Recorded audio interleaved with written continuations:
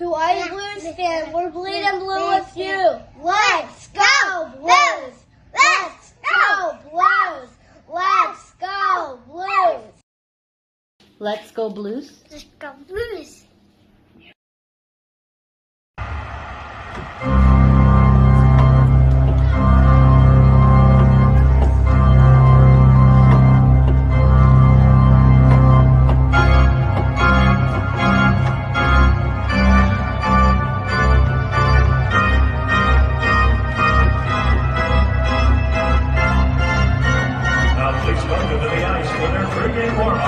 Presented by Scott Credit Union. Yours. BlueNote Fan Report. Aloha and mahalo and welcome to the least, yes, I said least, most watched blues program in the world. Yes, yay!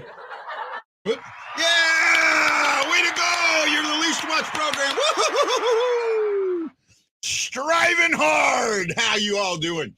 Wow, today is going to be I've had a rough day, guys. You know, and you know what? That's absolutely okay.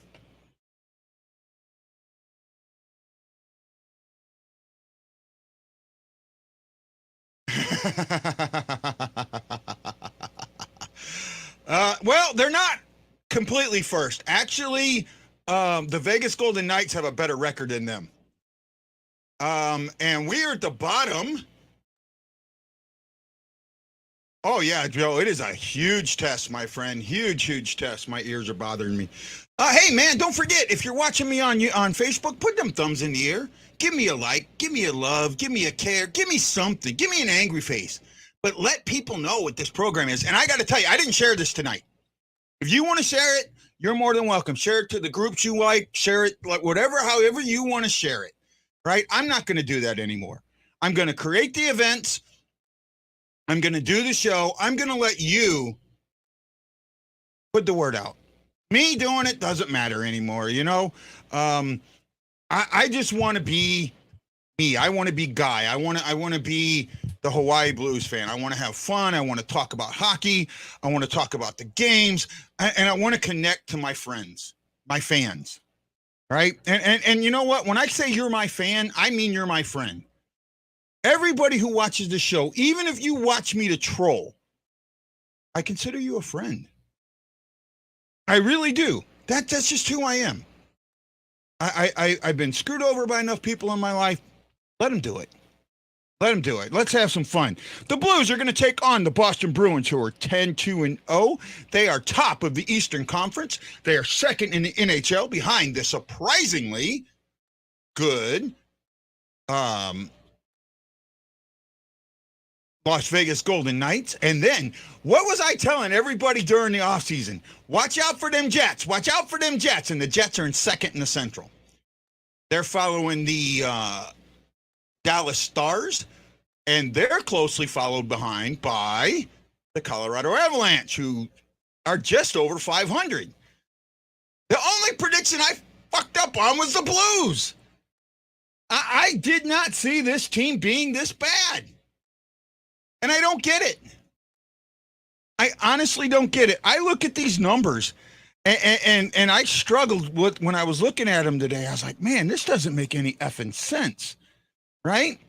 You look at the Bruins, okay? The Bruins, they're a good team, but they were supposed to have a down year.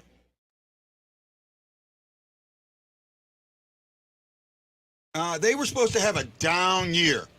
And here they are. Pasternak, 19 points. Lindholm, 19 points. Bergeron, 10 points. Hall, 9 points. You know, and just go down the line. And you go to the Blues. Here we go. Justin Falk's leading with 10 points. Tarasenko has 9 points, leading with 4 goals. 4 goals. Right? Pasternak has 8 goals and 11 assists. Pasternak has more assists than our top guy has points. So there's a lot of stuff going on for the Blues. They really need tonight to figure things out. Now, look, they could lose tonight, but still figure things out. Or they could really figure things out and show everybody how good of a team they are and beat this team. Because I don't think Boston's looking past them. Now, this is only the second time or third time we've been in Boston since we lifted the cup. Right? You're absolutely, Matt Lowe. 1 point. There's a goalie that has 2 points. A goalie has 2 points. OR has 1. He has been a absolute disappointment. We'll get to there, Sammy. We'll get to there. Joe, you're right. Tonight's game will be a huge test. 70s Navy. Nobody knew hockey except the East Coast boys. Had to get information. Hard to get info. Oh, man. It wasn't just in the 70s, bud. In the 90s. I've talked about that. Robert's here to troll me again. All right, Robert's here to troll me. Robert's a good guy, man. Or they can win and still be lost. No, if they win, they're not going to be lost. There's no way you're going to beat this team if you're lost like that. There just isn't going to happen. Okay, I got lines. Here we go. Pre-game. Here are the lines for the Blues. O'Reilly with Barbashev and Saad. Don't have a problem with that. Thomas with Tereshchenko and Bushnavid. Shin with Kyrou and Neighbors. Akari with Walker and Torpachenko. Pareko and Letty's your top pair. Falk and Krug's your middle pair. He's got Pareko listed twice, but I'm sure it's Mikkola and Bortuzzo is your bottom pair. Saad's back. We don't know what Saad's injury was. Well, Robert, I'm joking with you, bud. I'm joking with you, okay? I'm calling you a troll because of the trades and stuff, man. Robert's in my fantasy league, and I got it. Look, first of all, Robert, let me say this. I got to say this. Anybody that watches this show knows that I've been going through a lot of personal stuff, and I reached out to my fantasy league and told the guys that I had to step away. I didn't want to leave the league, that I had to step away, and I had 2 of them reach out to me and say, hey, man, we'll take care of your team for you. And I got a guy taking care of my team. He's not doing any trades. He's doing the roster. I'm keeping an eye on it. But I just don't have I don't have it in me right now to keep up with this team. These guys have all reached out to me. And none of them know me from fucking Adam. None of them. Right? Other than, text messages and a couple of Zoom meetings. They don't know me. But they're here to try and help. And guys, thank you. Robert, if you want to pass it out to the guys what I'm doing, thank you. I really, really appreciate it. You guys, it means a lot to me. Don't forget, share the show if you want to share the show. That lineup is really something. Well, it's back to the original lineup, close to the original lineup. I like Walker and Torpachenko together. I honestly do, and I think Akari can help them out. Walker's not a young guy anymore. Walker's a veteran. He's a veteran 4th liner. And you know what? That's fine. That's what he is.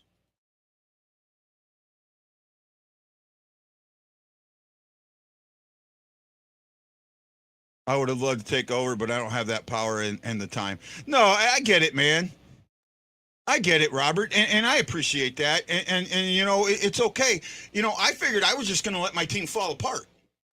I was just, and the fact that a couple of guys kind of reached out really helped, man. Hey, Jason, just so you know, because I know you like sharing the show, I didn't share it tonight.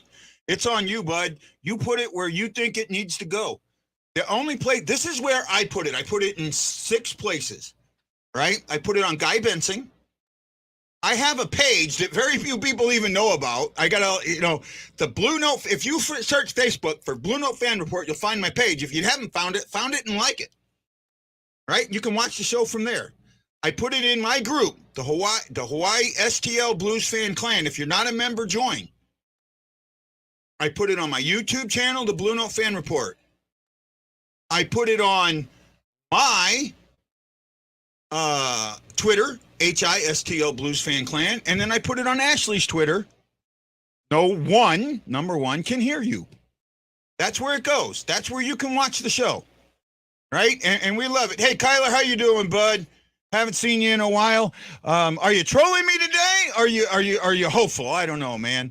I'm kind of hopeful. I think that, first of all, the schedule for the Blues. I mean, when they get to the general managers meeting, if they don't, if Armstrong and Stillman don't pitch a bitch about the way the schedule is this year and make sure it gets changed for next year, you know, they're in trouble because they can't have this continue to happen, right? This is 2 years in a row we've had a crap starting schedule like this, right? The fact that we've played the least amount of games in the league, so far behind everybody else. The Boston Pooh Bears, hey, buddy. Oh, Chris, man, how you doing? How's the cats doing? And enjoy Mexico. I wish I was with you. Next time, kidnap me, Chris. You probably got your wife with you, so you don't want me around. But, you know, if you want to kidnap me one time, let me know. Oh, Kyler, you're fine, man. You're fine. You know, I appreciate when anytime anybody can watch, I appreciate it. Right? I really do. Don't forget, put them thumbs up on Facebook and YouTube and tell your friends about this show and what we do. Let's get into some of the stats as we're getting through here today. We'll talk about Boston first. Boston on Saturday lost 2-1 to the Toronto Maple Leafs. That was only their second loss of the season. They will play Calgary on Thursday. They are 10-2-0. They are 6-0-0 at home. They have won 6 straight. They are 4-2-0 on the road. The Blues lost to the Islanders 5-2 in a very lackadaisical thing. How does someone from Hawaii become a Blues fan? Well, okay. I'm actually from St. Louis. I was born and raised in St. Louis, right? I'm not from Hawaii. I live here, but I'm not from here. I'm born and raised in St. Louis, just outside of the city. I have been a Blues fan since, you know, knee-high to a grasshopper, right?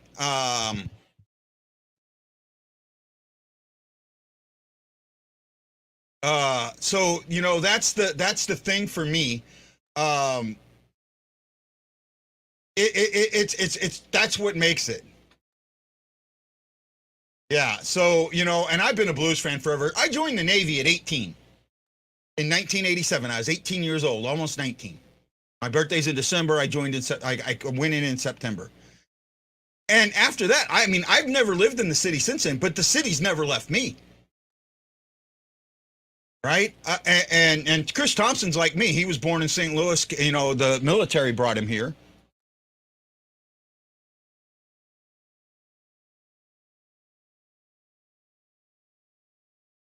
Yeah, Kyler, might be, bud, might be. How long do you think? Hopefully it ends tonight, my friend. You know what, Wendy? Yeah, yeah, Wendy.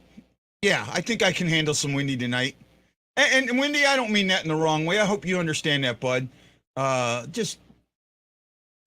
You know, let me send something out to my buddy here real quick.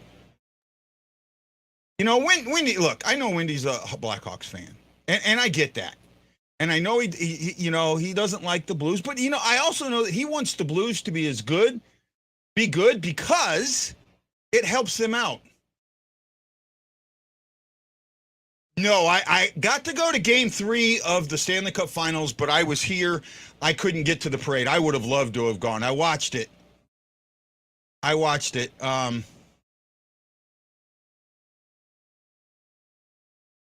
Yeah, you know, that might be it, Ryan. Maybe you got to start going to games, right? I don't know what's going on. This is for me. If you want to know how I really feel, if you want to know, you know, we can get out of the stats. We can talk just straight about the game right now or the team. I've talked to some people, and I've kind of heard that, you know, oh, this isn't Berube, this isn't Berube. But you know what? We were hearing the same thing with Yo. It wasn't Yo. It wasn't Yo. When you have coaches like Berube, like Tortorella, Tortella, I'm spelling his name wrong. Torts, oh, I can't think of the guy that was coaching the Islanders just recently that left. When you have some of these really, really hard knock coaches, you know what? But what's causing that compete level to be so low? That's a surface. Ryan, great point. Great point. That's a surface issue.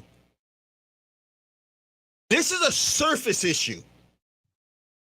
Absolutely a complete surface issue. Well, what's causing that? What's the underneath of that?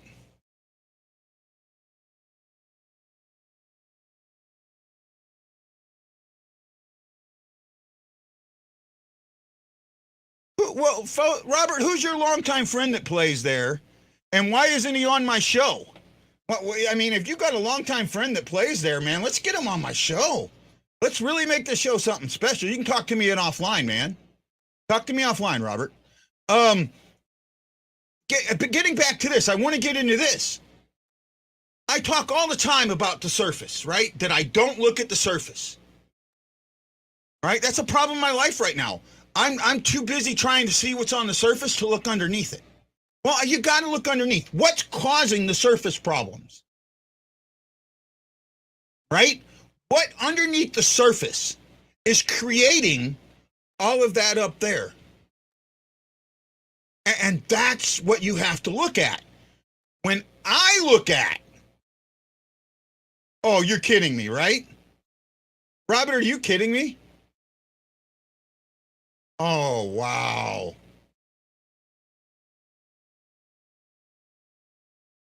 I'll send you a message later, Robert. Boy, man, that would be, and especially since he's injured right now, maybe we can set something up. No. Wow. Maybe we could set something up. He's injured. That would be, man, that would get me some people. That would get me some viewers. Where are we at? Okay. So what's underneath the surface? And I'm telling you, right now, I got this bad feeling that the locker room's gone. I get center ice, and I also subscribe to ESPN Plus because I am outside of the general area. But here's a trick for you, and it's not that expensive, to be honest. If you want to watch Blues games in St. Louis, Wendy's got a great trick for you. Using a VPN? Yeah. Right? You can get one for like $7 a month, right? It depends on which service you use. Yeah, there's a couple of them, but you get a VPN, and with that VPN, like right now, my VPN doesn't say I'm in Hawaii; it says I'm in LA. I want to change to another. There are some VPNs. Like I want to get a VPN that says I'm in St. Louis, so when I try and get on, what do you call it? Bally, it would give me the Bally one, but I think you have to actually be subscribed to Bally there, right? I don't really know on that part. Yeah. But I've got center ice, so I get that. The only problem with center ice is I don't always get the home feed. Right? You don't always get the home feed. I do have ESPN, but if you get a VPN, your internet connects through the VPN and not from where you're actually at.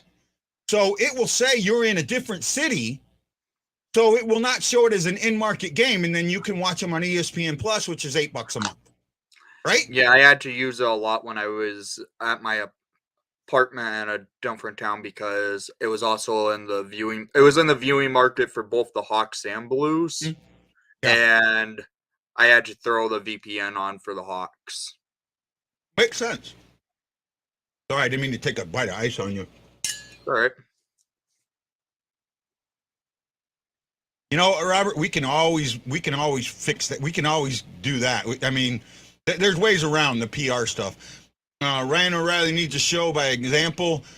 Stop effing talking about how he needs to improve. Brian, I'm with you. I'm with you. What do you think's wrong with the Blues, Wendy? I think they just don't have they have chemistry, yes, but I think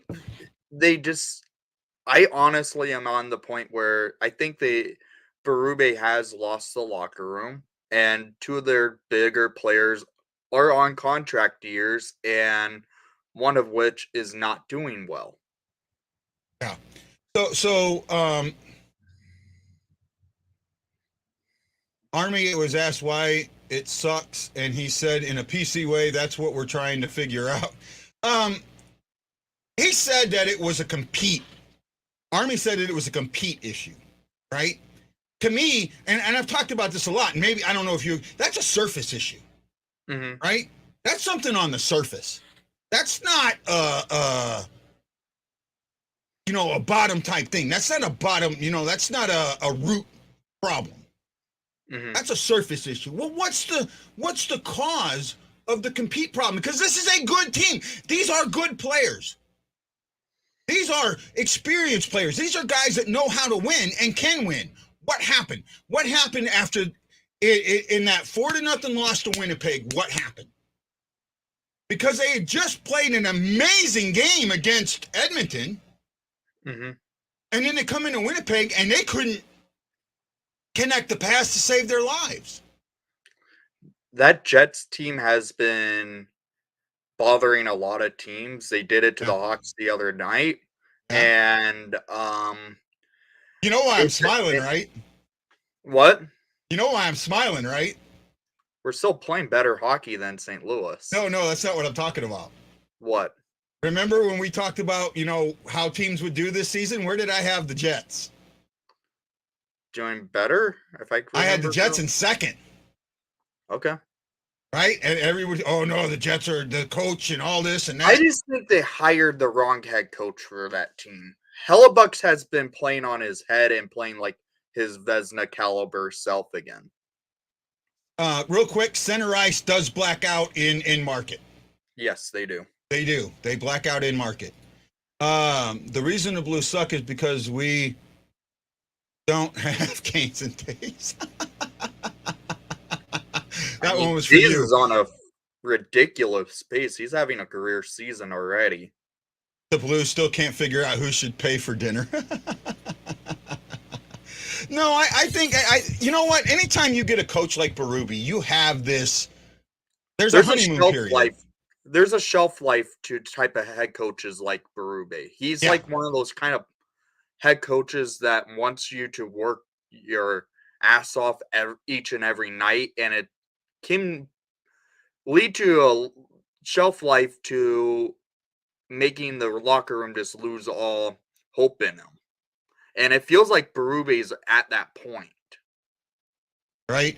Yeah, I think it too. I think you look at I was trying to remember the names of a couple. You look at Tortorella, right? He's one of them.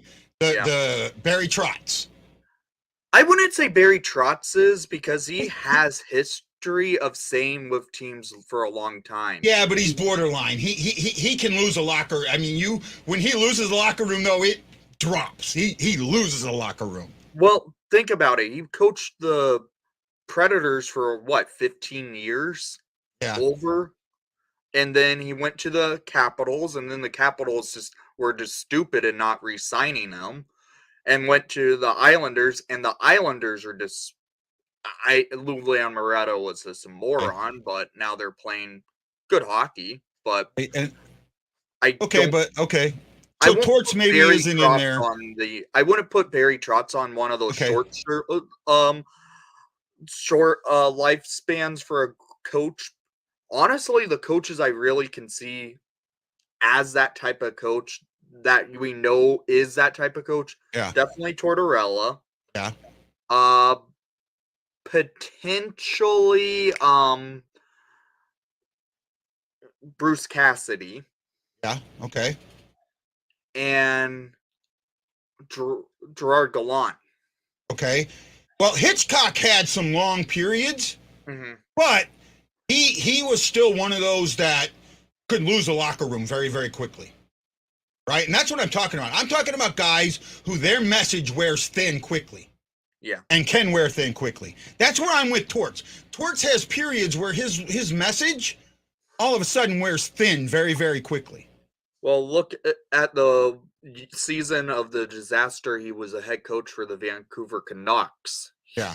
That team did not have any trust in that locker room under him. Yeah, Peter DeBoer, Ashley, you're right on that. The board, yeah. Here's a good one. Could some players be pissed off about Kyrie and Tyrus's new contract extensions? I don't know. I mean, it's a good question. I honestly don't know. That's a tough question to really ask, just because players tend to not get involved in other players' contract situations. The only times they do is if they know they're able to work out a contract that's similar to each other to stay with the same organization. That's how Kane and Taze did it. That's how Brent Yeah. Seabrook and Duncan Keith did it for years in Chicago. Oh, Right. hey, Wendy, you see that? Yep, I got it. Okay, thank you. It's not showing huh? on YouTube, actually. Not? Yeah. Okay. I'll just do that. I blocked it here. If you see it, come back up. It's already off on the chat. Okay, thank you. Hey, so just so you guys know, me and Wendy are pretty good friends, right? Would you consider me a good friend, Wendy? Mm-hmm. And Wendy is a monitor on my chat, so if something like that stuff comes up, even when he's not on the show, he deletes it for me, right? And Wendy's a good friend, and I appreciate it. And it goes to show you that two people from opposing teams can still be friends, right? And I think that's point. Tammy says they asked Andy Strickland that question and he didn't answer. No one's going to answer it. Yeah, that's a question you really don't ask. It doesn't work out. Hell, there was a stupid media guy asking Bowen Byram the other night, so what do you think about my jacket? It has my name in it. And then Byram just replied, that's pretty much a dumb question. My name is on the cup. So those are type of questions that don't really work out for the media. Mary, I'm trying to remember what you sent me. Sometimes, I'll be honest here. Lately, my mind has not been in a great spot, so I kind of go everywhere. I'm trying to focus on certain things. I'm trying to focus on friends. Oh, Mary sent me, so Mary sent me this. I don't know where it came from. I honestly don't know who put it out there, but I'm going to read it to you. Do the Blues have an internal issue with the fact that Kyrie was signed to an 8-year, $65 million contract? Yes. There's perhaps some resentment about the 24-year-old receiving a monster deal before he's fully proven himself. Proved himself. See, I don't agree with that. And his mistake-prone play so far this season may have only exasperated it. According to multiple team sources, the veteran player on more than one occasion this season has addressed Kyrie's lackadaisical performance with him, and there's been no significant change yet. That was posted by Laychick55. I don't know where it came from. Mary sent it to me. I see everyone sits there and says Kyrie hasn't proven himself. Kyrie was a freaking all-star. That wasn't a mistake that he was the all-star. He won the fastest skate competition. He came back, he had a little bit of a big head, and Berube knocked him down in a way he hasn't gotten back up yet. Sorry, Wendy, I didn't mean to cut you over. I really don't put the All-Star stuff to high esteem just because the All-Star events, yes, you get the title as an All-Star, but the players sometimes go there and they don't even want to be there. So I really don't put any All-Star event as a true standpoint to their career. Right. Okay. I mean, fair enough. I'm just letting you know, Mary. That's exactly the problem. Early contract extensions, young players getting into veterans' heads. Army acted too early on that. See, I don't agree with that because I think, man, if you don't act early on them, those $8 million are going to seem like bargains. Because I think Thomas could easily get 12, especially if the cap goes up. If the cap goes up, contracts will go up. But if you look at a point where you're in the salary cap where it's been frozen for like has it been 4 years now? Basically, it's been at the same level for the last. Yeah, it's only gone up $1 million since 2019. Yeah, it's gone up $2 million. Right, virtually the same in the last 4 years. So yeah, you look at contracts that are getting signed during the basically cap freeze, where it has not gone up, gone down, you're seeing a potential where contracts are getting signed for long-term deals. Look at Steph Jones, for instance. That's one to just make a note of. That's one of the starter points of those long, high-paid contracts that then over time, the contract will be basically dropped by value over the time the cap starts to return to go up. So right now, you guys, I would say, have bargain deals. Does Kyrou stand up to his contract right now? Probably not. It's the first year of it. Start of the contract. Well, actually, it's not even the first year. It's not even the start of the contract. Exactly. That's what I meant to say. And the way they look at it, you maybe are looking at a terrible contract right now, but maybe in the next 2-3 years, the contract's going to start being a bargain. Yeah, I think both of them will end up being bargains, right? Mm-hmm. I'll tell you what, the guy that's got to play better, I mean, I know everybody's on Kyrou. To me, it's simply the guy with the C on his chest has to play better. Yeah. Right? And I'm honest. I'll tell you what, I know people don't advocate this that much, but I want to say it was Suter that did it, but I know coaches have yanked C's. I know Hull got the C yanked off of him. Yeah. I'm telling you, if I'm Berube and I don't see a turnaround on this little bit of a schedule coming up, right? By the time we play the Blackhawks, I'm ripping the C. I'm taking the C off. I could see where you're coming from. It's a tough thing to do for anyone to rip the C that you gave the C to, because didn't Berube basically give the C to O'Reilly? I don't know if it was Berube or Armstrong. I don't know who made that decision. It was one of those two. Okay. Or it might have been both. It might have been a mutual decision. Yeah, right? Now, I'll be honest with you. Had Tarasenko not been injured, there's a good chance that he probably would have gotten the C. Yeah, there's probably a good 80% chance he would have had the C. The C. I think that he would have been, if you were going to handicap it, I think O'Reilly would have been 2-1 and Tarasenko would have been 3-1. Mm-hmm. Right? I mean, he would have been that close to me.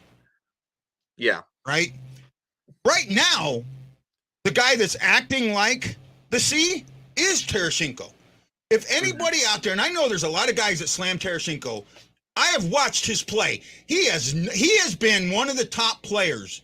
Him, Buchnevich, Falk, Thomas to a bit. They've been the guys that have been out there. And Bennington, I'm sorry, Bennington's numbers are not Bennington's. Those first 3 games, that was Bennington. After that, he has just been hung out to fucking dry. I mean, he's looking like himself from last season as well. Well, the early part or the end of it?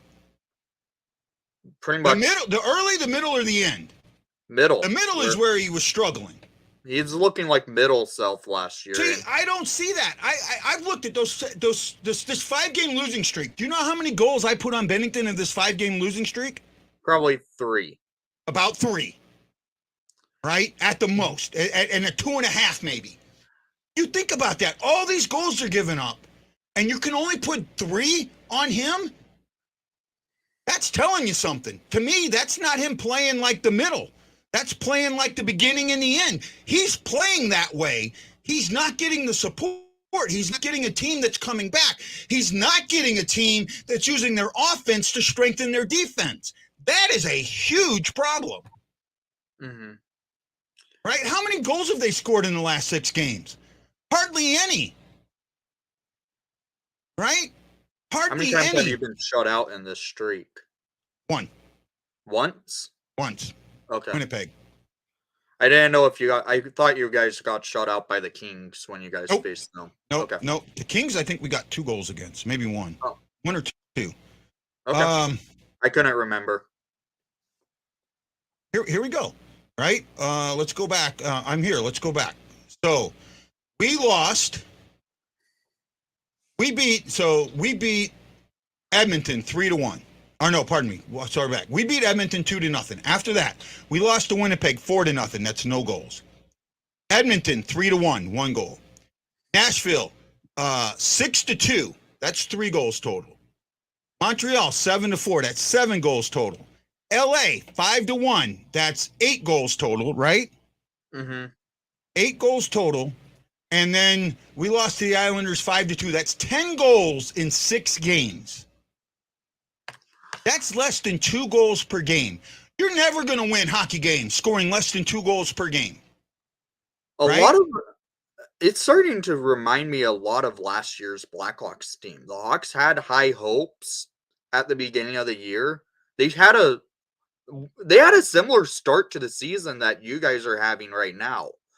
They had a couple breaks here and there, and their offense never showed up until middle point of the season.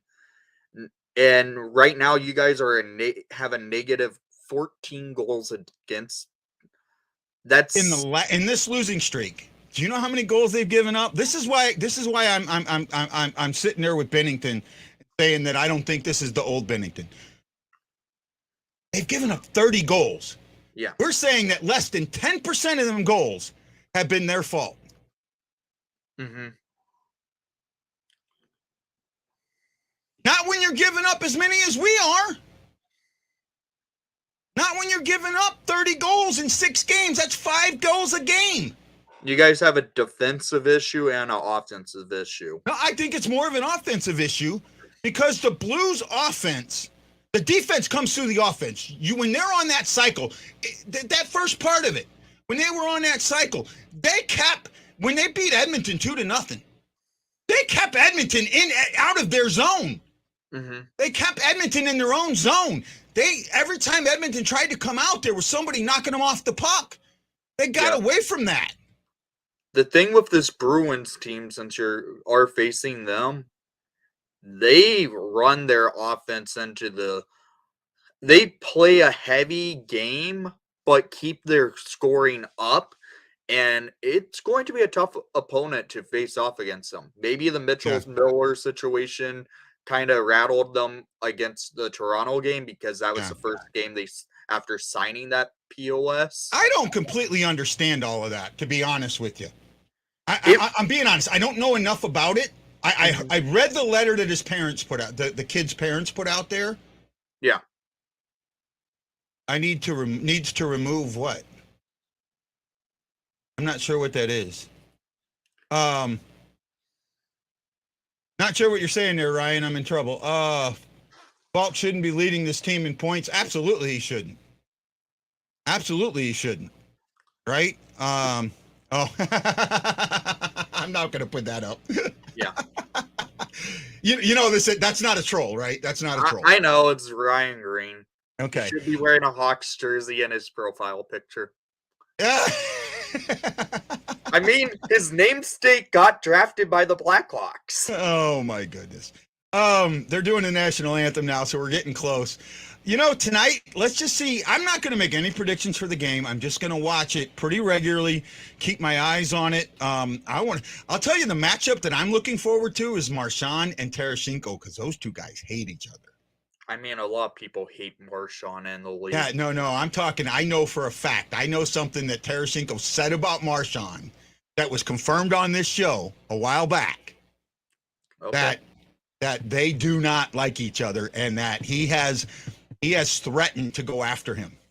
Okay. Right. So we'll see. We'll see because he's got a mean streak. I don't think people understand that. He's got a mean streak. Here's a question. Since the Bruins are wearing their reverse retro Pooh Bear jerseys tonight, what's your thoughts on the teams wearing the reverse retro jerseys before they've even gone out on sale yet? I like it. I don't have an issue with it. I think what you do is you drum up the hype response, the hype for them. It's one thing to see a model wearing it. Yeah. It's another thing to see, especially some of the jerseys that people don't like. It's one thing to see a model wearing it. It's a different to see a team wearing it. Because this is one of those jerseys that a lot of people didn't like. But seeing the team wearing it, like, okay, that now it looks different. I like it a little better. I would say the Bruins Pooh Bear jersey for reverse retro looks better than the original yellow Pooh Bear jersey. Right? How can it be 8-1-0? They haven't. Are they 10? Have they won 10 games already? Yeah, they're 10-2, right? Bruins are 10-2. Yeah, 8-1-0. Well, looks like the game's just about on. Same link for the God, I can't spell intermission, bud. So, guys, I'll see you at the intermission. This is Guy the Wide Blues fan for Nick from Windy City Hockey saying aloha mahalo. We'll see you all at the intermission.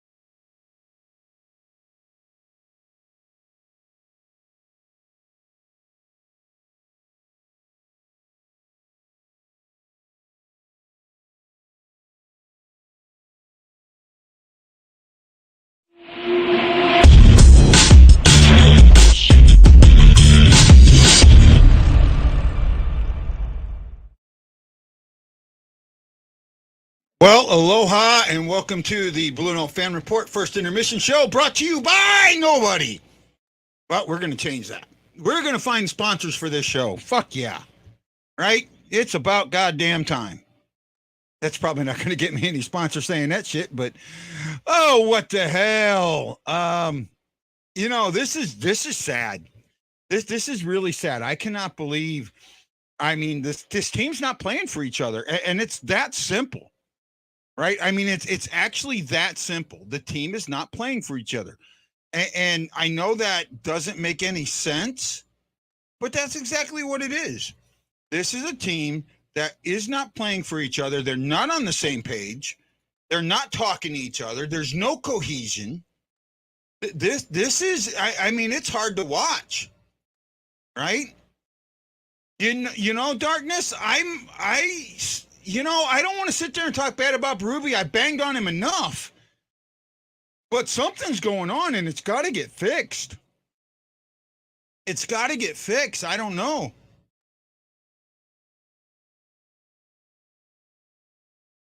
Yeah, Ryan, you might be right. Looks like beer leaguers, no system. Trade Barbie is terrible. Hefner says we've never come from behind. Why start that? Why start now?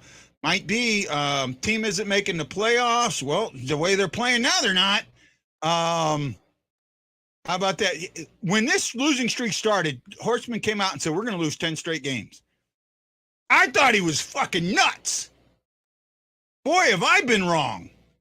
E. Guido, thanks for watching. He's internet slow, so he can't watch, so he's using this to pay attention to the game, and we appreciate you, E. We have the best possession hockey when we are headed to Bennington. I'm not sure what you're saying there, John. Defense looks like three forwards trying to coach defense, which is what it is. Well, see, that's not true because here's the problem. All your coaches are defensive-minded coaches. Every single one of them. I don't think that there's not an offensive guy in that coaching staff. There's not a single one, right? Is there, Lance? I don't think there's the offensive coach in any of that mix. Nope, there's not. You've got so Berube was a defensive forward, right? Mm-hmm. Ott was a defensive forward, fourth liner mainly, right? Mm-hmm. Van Ryn, who's the new guy? McTavish. McTavish was a third line, fourth line defensive forward, right? Yeah, am I wrong about that? There's no offensive coach on this team, and here's what's frustrating, at least to me. Number one, we all said that Berube should have never said, "Oh, the coach isn't leaving. The coach isn't moving on. He's staying." Armstrong, yeah. He should have just said, he should have just left it alone, said next question and moved on. Yeah. Because it makes him look really stupid in my mind, because when you hunker down like that, especially when your team's losing, you got to figure out why they're losing, what's going on. You cannot discount a coach's involvement in why a team isn't playing well. He said, and I saw this earlier, I don't know if you saw the pregame show, someone posted, he said it was a compete issue. Here's the problem with that. It's not That's a surface issue. Yeah, it is. That's not a root. Surface. You've got to look under the surface of that, to the root of the problem. Yeah, you've got to look at why they aren't competing. Why aren't they playing good defense? Why aren't they playing as a team? You just can't say, well, they're not playing as a team. Well, why? Figure it out. What's the root reason? And, me and Wendy talked about this a little bit. It really, there's a shelf life on hard-ass coaches. And yes, I thought last season that Berube figured it out and switched and got these. It's not DP. DP, I'm sorry. If you get...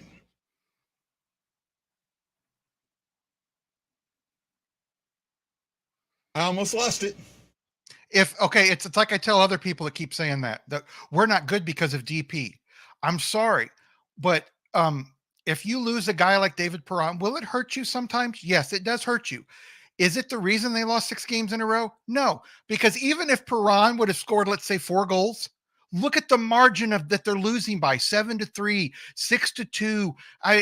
Those goals would have made zero difference to this team. Oh, no, you're right, Brian. I think you're right. I absolutely think you're right. Okay. Here's the problem with the David Perron, and this is why I had to stop myself. If you take one player off a team and that team falls apart, they were never a effing team. And now unless you're talking about Gretzky, Lemieux, and those type of guys. Gretzky off the Oilers, they still had a decent season. They would have had a very good team, but they would not have won as much. No. But what I'm saying, after he left to the Kings, even when he went to the Kings didn't win right away. He went to the Kings and they only went to one Stanley Cup final. Yep. It's not one player. It's never one player. This is a team game. This is not basketball. Yeah, this isn't show off. This is not basketball. No. This is not football. This is not baseball. One player does not make. I don't care how key he was.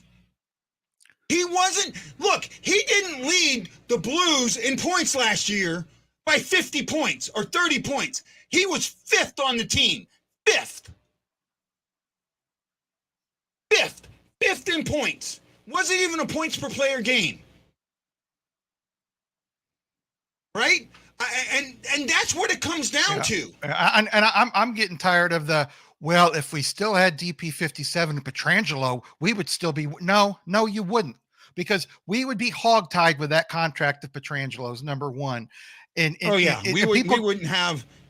Yeah, people keep telling me, well, the Krug and Pietrangelo contracts are the same. No, they are not. There's $2.5-3 million difference. There's a lot of difference there. Like $3 million, right? $3.5 million. It's 2.5. I think 8.8 to 6.3 or 6.5, something like that.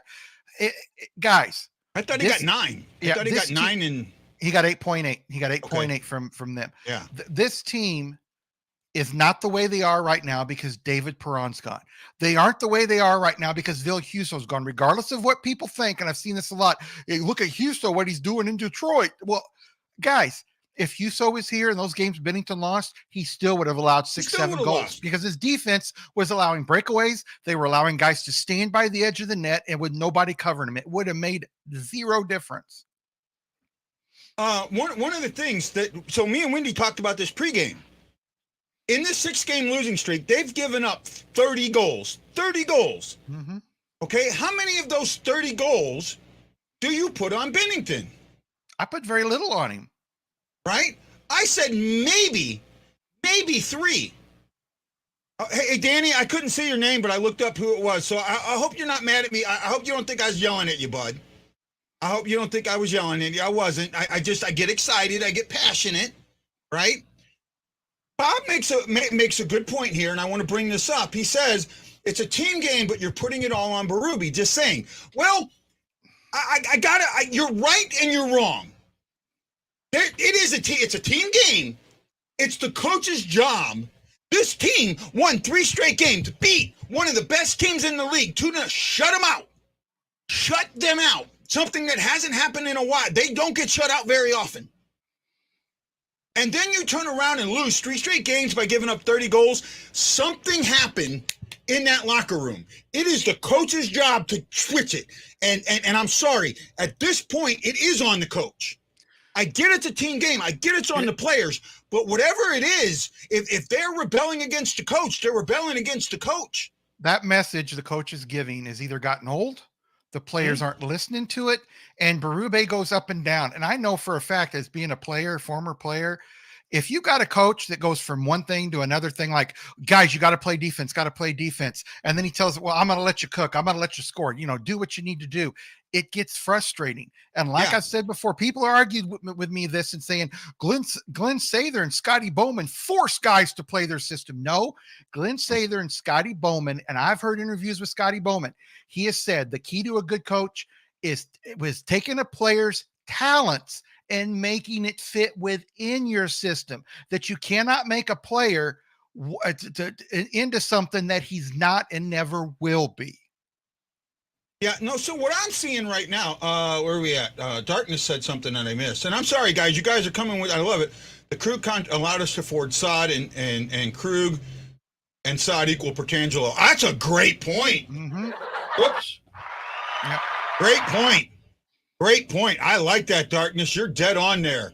Brian Green to believes. Look, I'm not putting much on the Kyrou and Thomas trades yet, our signings yet. This whole team is lackluster. You guys cannot just. There's only about 4 players that I can point to and go, they're giving their all every night. And Thomas is up, probably one of those on that list. Okay, maybe 5. I think Tarasenko, I have not seen Tarasenko dog it one game this season. I have not seen Buchnevich dog it, except maybe the game he came back from injury, and I can understand that. I haven't seen Falk dog it. I haven't seen Bennington dog it. Remember, we said 30 goals that we've given up. We said 3, maybe 3 were on him. Think about that. You take those other goals away, and we're winning those games. He's winning those games. He's getting 2 shutouts. We're 7-2 or 8-1 before this game. If you take those goals away, I wouldn't put Barbie on that list. I wouldn't either. I would put Walker on that list. I wouldn't put Achari on it. But Walker's spending too much time in the press box, and Achari is out there, but he's out of position. He doesn't. And that's where I want. And bigger physical players tear him up on the boards. He's terrible on the boards. Yeah. And I'm going to say one name, and people are going to disagree with me.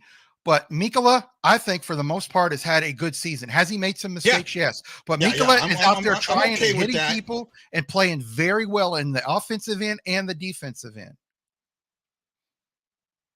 I wish Scott Stevens was on his team and he's 60. Oh, man. Hey, guys, don't forget, I don't share the show anymore. I am no longer going to share the show. It's going to go in my original places. If you want to share it, it's on you. I appreciate it.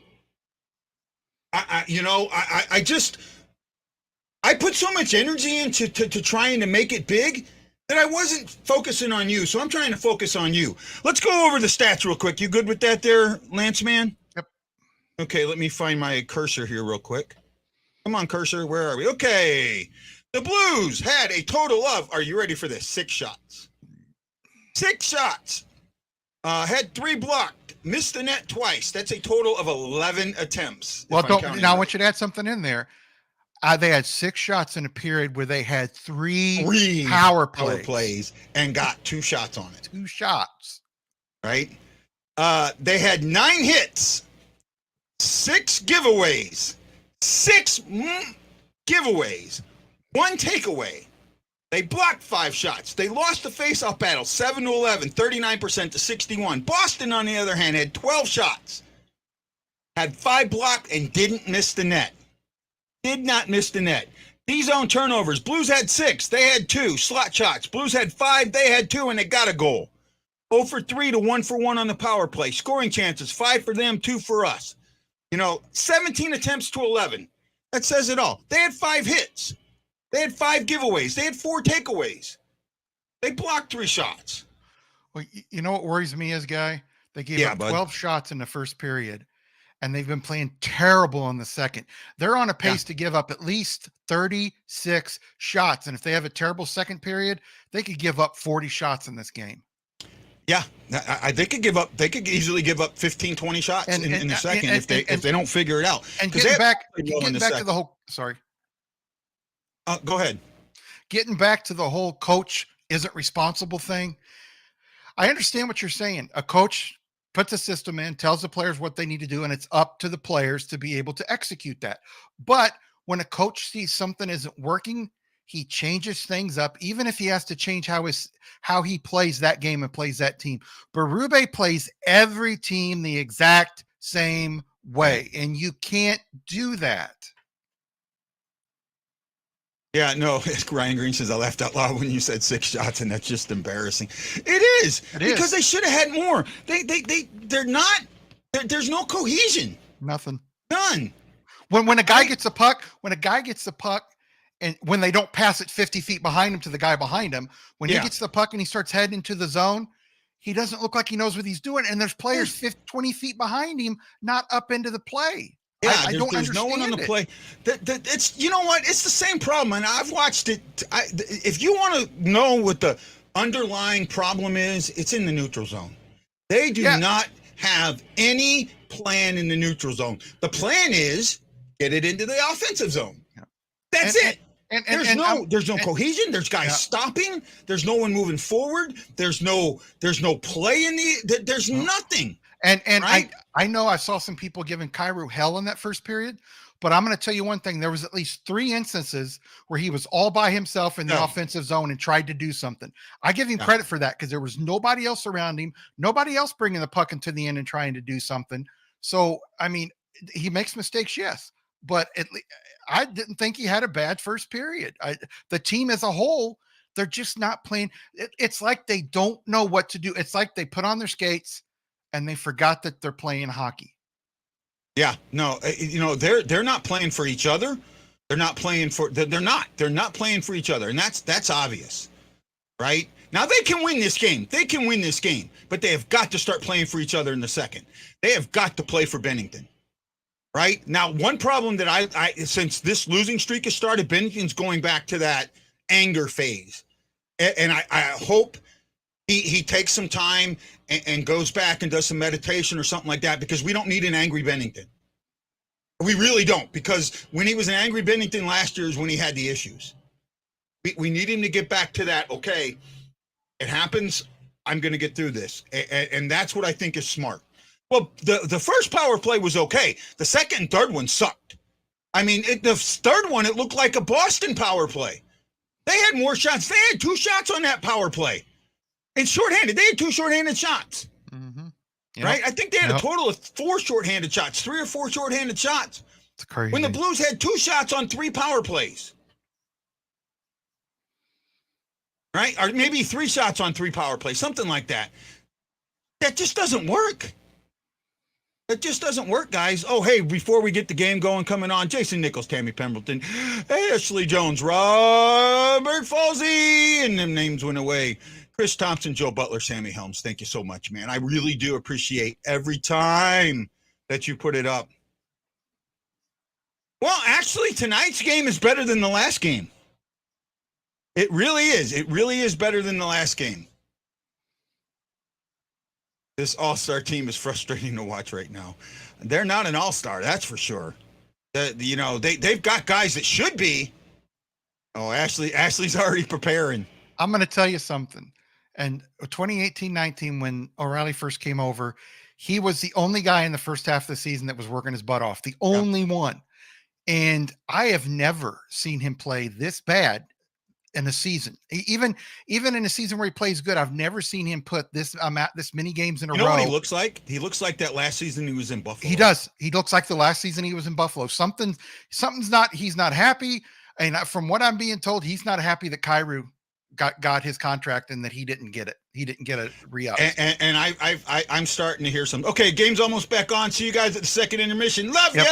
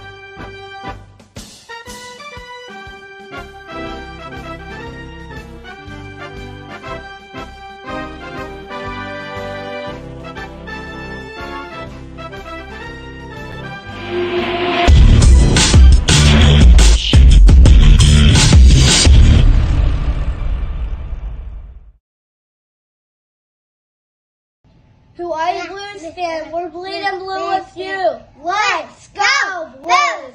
Let's go Blues! Let's go Blues! Well, that was definitely a different period. And, you know, we've been waiting to see that. That's the first time I've been able to play the boys saying, let's go Blues during a game for a while, right? This is not okay. Much better played period. You're right. Bob Morton, you know, he came out and said, he said, must have been a message sent from the head coach, and they look like they made some adjustments. Absolutely they did. Absolutely they did. No, I'm not going to say it's on the players. The head coach made some adjustments, and they worked. Let's keep making those adjustments. Let's not end it here. They're still not getting pucks in the net. Now, that's okay. Sometimes it's hard to get pucks in the net. Both goalies are playing great. Okay? Both goalies are playing really, really, really good. Hey, man, this is Guy, the Hawaii Blues fan. You are joining the BlueNote Fan Report for our second intermission show. Currently not sponsored by anybody, but maybe it will be. We'll keep working on that for you. Lance, that was better, my friend. Much better second period. One of the best periods they've played all season, even in their 3 wins. Yeah, no, I think that's the first time we've won the second period all year, to be honest with you. So Rob Morton kind of slammed both you and me, and I'll read this, you know, and he's welcome to do that. Don't take it the wrong way. Must have been a message sent from the head coach, and it looked like they have made some adjustments. See, that's just the players. Ask Guy and Lance. No, I think Berube and the coaching staff figured something out, and I'm glad. It's about damn time, right? I really am. Danny Johnson, Jeff Horseman, Aaron Coulter. Thank you so much. I caught I think I've Jason Nichols, Tammy Bemberton, Ashley Jones. Robert, yeah, I think I got everybody else already. But thank you so much. Heartbeat kicked in on that one. Yeah, I think it did. I was not upset with how they played that period at all. I really wasn't. Right? You know, we can look at the stats. The stats are going to tell a different story.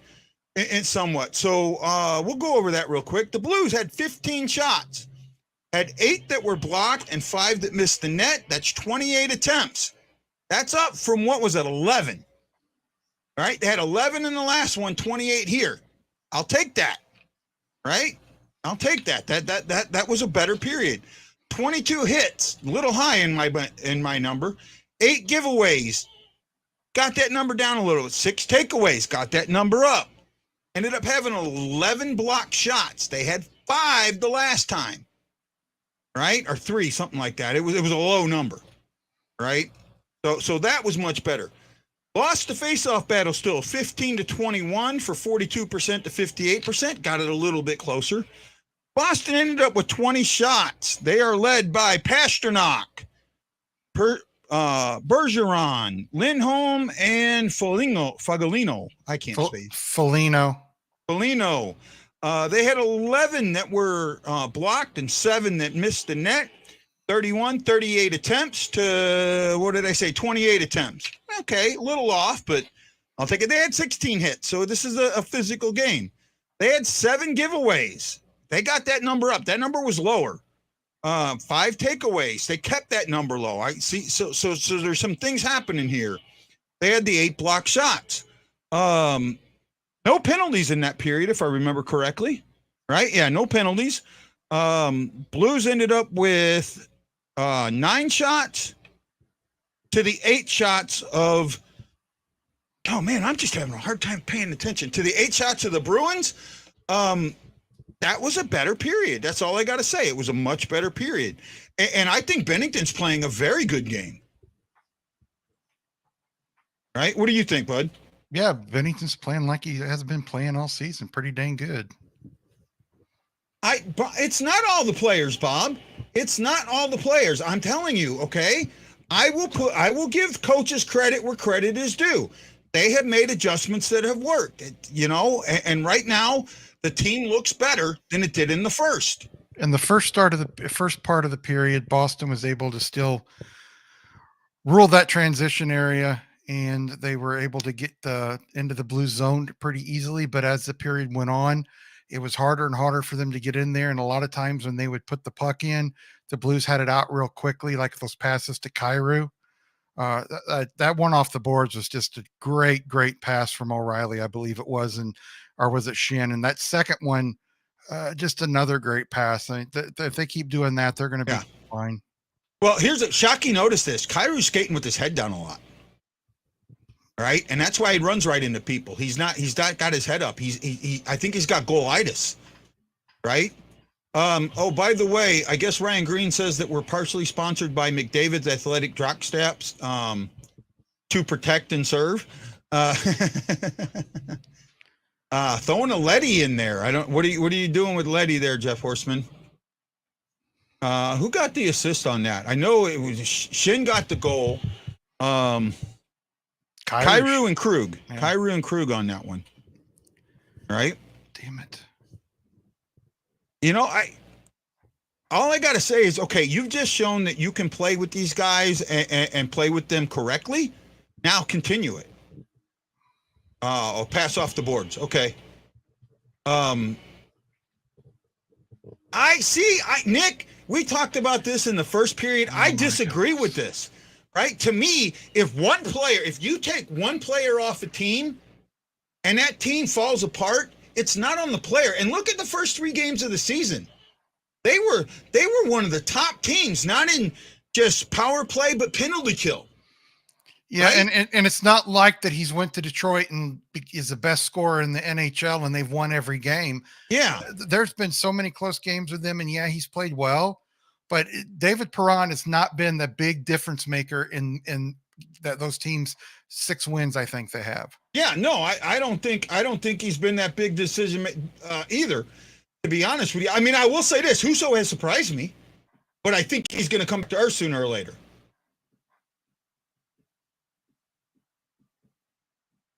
Because when he looks up, he drops the puck. You might be right, Bob. I'll have to pay a little more attention to that. But he played with the Blues last year. Okay, Nick, I want to ask you this. Who led the team in scoring last year? I really want to see. Everyone is putting so much on Perron. Perron didn't lead the Blues in scoring in any scoring category. Well, okay, let me rephrase that. He led the Blues in power play scoring. That's the only thing I think his loss hurts us is the power play. That's it. And once Kyrou figures it out, Kyrou's just as good as not better than Perron with that one-timer.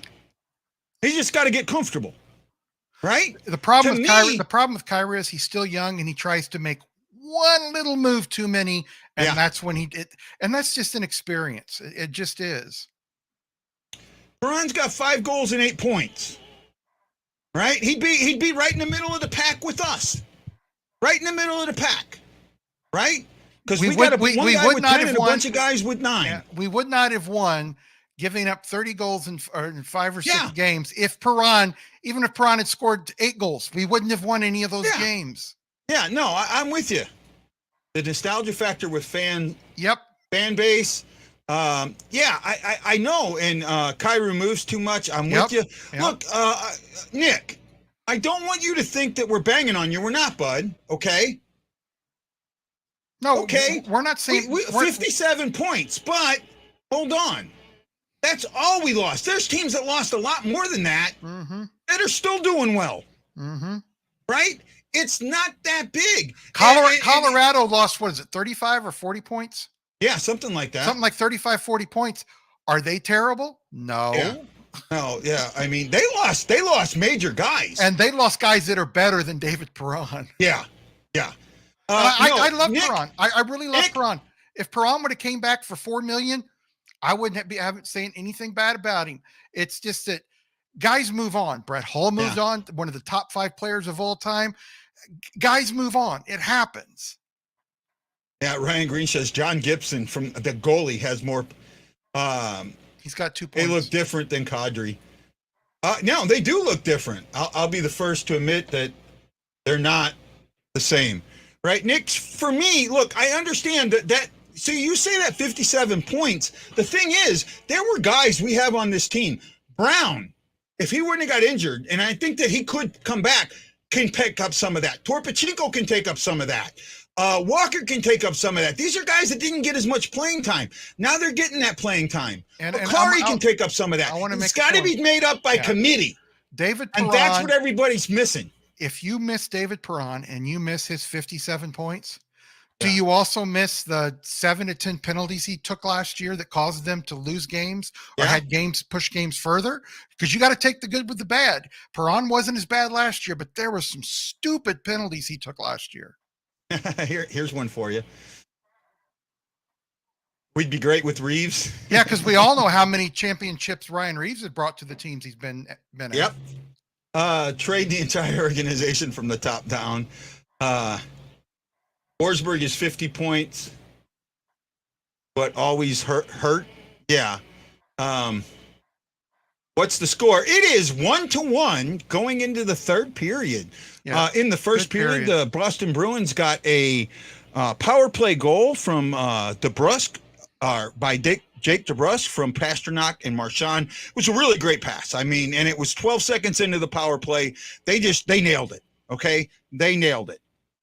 The Blues waited until the 11:37 mark of the second period to get an even strength goal from Braden Shen on a perfect tic-tac-toe between Shen, Kyrou, and Krug. Sorry, I screwed that up again. I'm good at that. The Blues are 0 for 3 on the power play. Boston is 1 for 1 on the power play. They had a 4-4 that nobody scored on. The goalies, Bennington is 21 of 22 and are 21 of 20. Is that right? 21 of 22 or 23? 22. 21 of 22. And Allmark is 14 of 15. Both have let in one goal. Yeah. Both have played well. Both have done well. This was a better period. That's what it means. Much better. And what I want to see, can the Blues continue it? Because I thought, like you said, it was one of their best periods all year, and people might be shocked by that, but it is. I want to see what this team can do when they're playing well on the power play. So if they get a power play opportunity in the third period, I want to see them continue to grow and make that power play do what they do best, cycle that puck. When they're playing their best, they're cycling that puck. Sometimes they make one pass too many, but man, when they're good on that power play, they're hard to beat.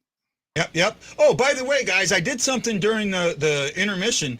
I got it set up now, so I can play the goal horn when we get a goal. So if you got the show running, if I catch that we get a goal, you'll hear this.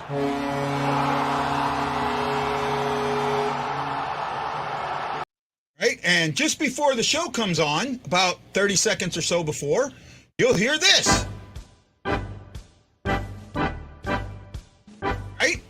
So those are your cues, and I'm working on some other ones. I'll try and get some other noises back in here, so they got this background music that I can kind of play with, and that way, because when I go out of the studio, any sound that I make doesn't come on, so I have to do it through StreamYard, and I'm working on that, trying to make it better for you guys.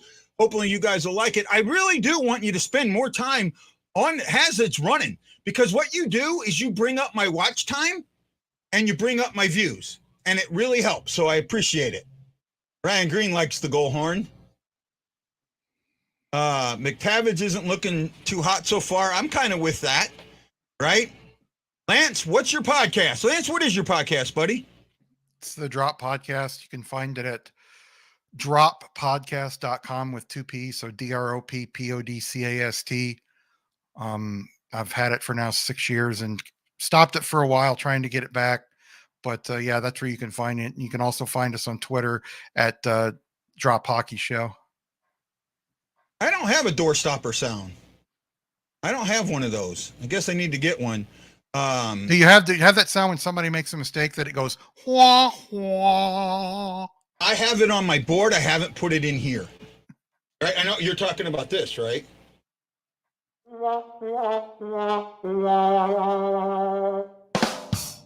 So I have that on my board. I don't have it in the StreamYard, right? I may have to put that in there. just to kind of get it in there. If I see some dumb move, I can play. People may not know what it is. Because, you know, we're not all linked up. Look, the third period's coming up. The Blues have had 10 D-zone turnovers. That's something they absolutely have to stop. Yeah. Okay, absolutely have to stop. We're doing the best we can, guys. I'm trying to get some sponsorship. I need to make money doing this show. I honestly do. I need to bring in somewhere between $2,000 to $4,000 a month. I do 27 shows a month. I round around 120, 130 views, maybe a little bit more. That's not great. I know that. But you know what? If we can get some companies to start bringing it in and get those companies to start sharing out, hey, check out this, check out that. It works both ways. That shit works both ways, right? That was the thing I couldn't get Lion's Choice to understand. That it worked both ways. That if they would have given me a little bit of sponsorship and put up a poster or something that said, check it out, it would have worked both ways. I'm too small for Budweiser beer. They wouldn't even, Budweiser beer wouldn't even pay me a drop of beer to sponsor me. Yeah. So, you know, I'm looking for small businesses. I'm looking for small businesses that just want to get out to new people. I'm looking for Blues fans. I'm looking for people that would come on the show and talk about their business and talk about the Blues. Like I had Ryan Kelly from the Home Loan Expert. Right? He was a great guest. Right? He was a great guest. So that's the kind of stuff we're looking for. And you guys help with that. We've covered all that. So we're getting really close to the third period. What do you think the Blues are going to do in the third?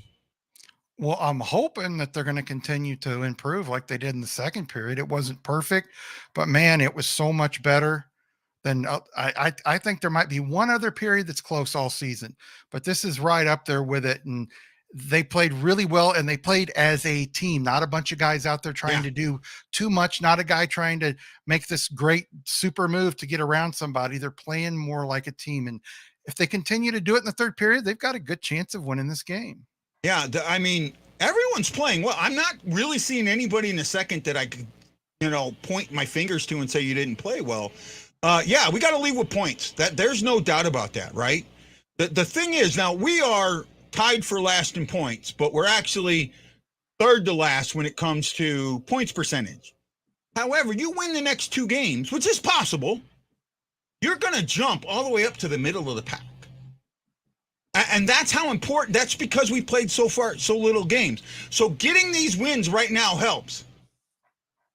Way better than the first period for sure. Well, hey, Nick, you're new to the show. Welcome, man. I appreciate it. My name's Guy. I'm the Hawaii Blues fan. This is the BlueNote Fan Report. Joining me is Lance DeScott from The Drop. Lance comes along every now and then. I also have a co-host that's not with me tonight. Ashley, we're here every night but Sundays. Sometimes I don't feel good and I take a night off, but we're here every game day, 30 minutes before puck drop, and we go all the way through the game. We're here during the intermissions, and then the post game, and then on off nights, 8 o'clock Central Standard Time, we come on. That's actually moved. That's 4 p.m. for me now. I'm only 4 hours behind you guys, which I absolutely love. I hate the 5-hour one. I know it's only an hour, but it's a huge difference. But, you know, I miss and I love all of you. Game is on. See you at the post game. Aloha.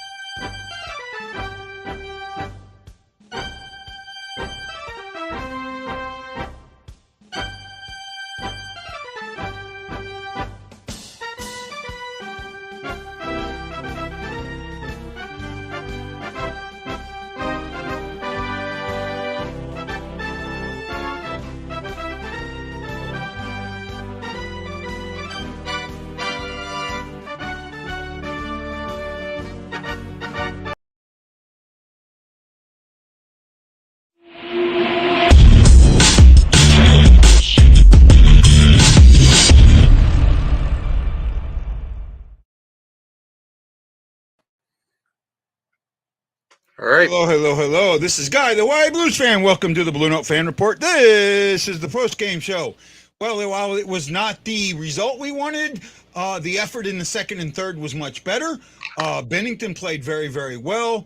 I can't say that tonight was a compete issue, right? Except for the first period. I felt like they didn't compete in the first period, but in the second and the third they did. This 7-game losing streak now is, wow, I'm flabbergasted, man. Don't be too happy, Wendy, okay? When was the last time you guys been on a losing streak this bad? Oh, I don't know, man. You probably got to go back, way back. I bet you'd have to go back to the 05 season. Okay. Right? You know, Tommy, I'm not going to there. I was going to call 3-1 Blues, but didn't want to reverse jinx so well. I don't know what's going on because they played good tonight. I don't think our window is done. Look, guys, it's still early in the season. You're still not at a point where you can't come back. Right? Really, you're only 4 games below 500, right? You're digging yourself into a massive black hole. You're digging yourself into a hole. I get it, but you're only 4 games behind 500. You may be 4 games before or below 500, but with how the Pacific Division set up, with how the Central Division's playing, you guys have dug yourself into a massive hole, and it's going to be hard to climb out of. No, I don't disagree. Well, I disagree a little bit. If we're still sitting in the same position in December, yeah, I'll agree with you. But this is a big month for us. We're going to catch up a lot of games in this month. And but you can catch up on a lot of games, but it doesn't matter if you catch up on games if you're losing them. Well, yeah, I get that. Because what I'm trying to say is, in all actuality, we're only 4 games behind 500. And 500 gets you in the playoffs right now. It may not when we get it back, but it's recoverable. That's what I'm trying to get at. We're not at an unrecoverable part. Tonight, you saw effort. You saw effort tonight. That was not, you cannot blame that on Bennington. You cannot. I will say that O'Reilly has got to figure out what the hell is wrong with him. I would not be unhappy if he got a healthy scratch. I would not. Did you see where they were talking about him if he took a day off Saturday? Yeah. And they were kind of praising him because he practiced with his kid. Yeah. What are you going to get done with your 3-4-year-old kid standing on the ice with you at practice? Yeah. You're not going to get anything done. I mean, he needs to play better. A captain needs to set an example, because I guarantee you, if is Taze is still captain in Chicago? Yes, and he's having an insane season. Yeah, if Jonathan Taze played like this in the first 9-10 games, I guarantee you people in Chicago would be calling for his head too. Guys, the longest streak at 7. That's our longest losing streak in franchise history. I did research when they lost the 6th game. I found 8 or 10 teams that had 2 3-game losing streaks, or a 4-game losing streak and a 3-game losing streak in a Stanley Cup year that they won. I can't find anybody that lost 6 games in a row that's ever won a Stanley Cup. We did. No, we didn't. Not in 2018. In 18, we lost at least 5. Well, he did not lose 6 games. No. Okay. I was thinking about what we've been saying all the time. When this team is off, they should be practicing. Jason, I don't know what the practice is dictated by the league, by the CBA. Yeah, practice is dictated by the CBA. There's nothing else the Blues can do. Chris Shockey says, with Hart tomorrow, I see a new record. I don't know. My God, agreeing with Lance twice in 1 week. Here comes Armageddon. Kyrou, 3 breakaways, 1 shot on goal, 8 million my ass. hey, but you know what? At least he's trying. He was in tonight's game. He played well in tonight's game. Tomorrow would be time to put $20 on the Blues winning the cup. I wouldn't. Yeah, it wouldn't be a bad bet. This team shouldn't be this bad. That's all I got to say. This team should not be this bad. And you know, I saw the effort tonight, but you look at the stats and the shot stats. They kind of, they tell you something. So Boston had 14. They upped it. So originally they had 12 in the first. They upped it to 14 in the first. They had 8 in the second. Now you're tied 1-1 going into the third, and you give up 15 shots. So the Blues gave up 37 shots. This has been a problem with the Blues for a while. 8 and 12 is enough time down there. 8 and 12 is 20 shots, guy. 8 and 12 is 20 shots after 2 periods, not 13. No, you said 13 shots after 2 periods. No, they periods. had 15 in the third. Okay, yeah. They had a total of 37. They had 14 in the first, 8 in the second, 15 in the third, and 37 total. And what did I say after the first period? If they keep this up, they're going to give up almost 40 shots. Yeah. And you know, the second period, they played really well. Like I said, one of the best periods. Third period, it was kind of hit or miss. For a couple of minutes, they play okay, and then they played like they did in the first period. It was not a complete game. Thanks, Robert. Appreciate you. If the team can't handle an off day, they should be a team off the ice and do things to be ready. Maybe you're right, but I don't know what's going on. I don't know what the huge issue is. All I know is this team should not be playing this bad. They've got the guys, and they showed it tonight. They really, and I don't know what's happened to special teams. They went from one of the best special teams to one of the worst in a freaking heartbeat. Well, you know what I think's hurting him, and I know you wanted to get rid of him last year. I think that Montgomery did a lot with that special teams. You may be right. You may be right. What do you got, Wendy? You look like you want to say something. I think also the fact that Montgomery knows your guys' system, took advantage of it. Yep. But Boston this year they're great. It's shocking how good they are. Yeah. Because I actually had them picked to miss the playoffs. The way they are playing, they look legit.